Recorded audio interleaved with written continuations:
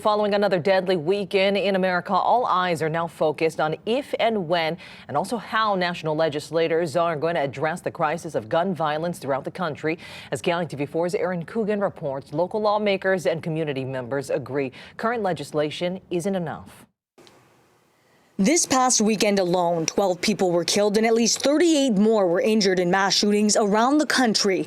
With 246 mass shootings reported through June 5th of this year, national projections indicate the country is on pace to match or surpass gun violence incidents in 2021.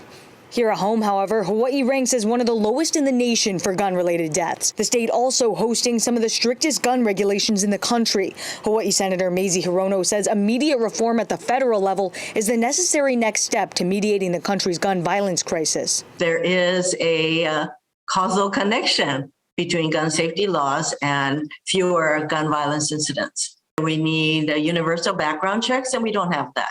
Or you can buy guns outside of the parameters we currently have. You can buy ghost guns and various kinds of things. We make it really relatively easy to get assault weapons. These are weapons of war. A meeting was held Tuesday morning atop Capitol Hill. Hirono, alongside the Senate Judiciary Committee, discussing the country's critical domestic terror threat. This comes as here in Hawaii, Governor David Ige would declare this past Friday National Gun Violence Awareness Day and sign Bill 2075, restoring stricter firearm inspections regulations. Still, leaders with the Hawaii Firearms Coalition note legislation that targets the law-abiding citizen doesn't address the true underlying cause of such tragedies and does not provide the answers to our gun violence problems. Blaming an inanimate object for the actions of the person using it is only done with firearms. We don't do it for anything else. We don't blame the car for a drunk driver.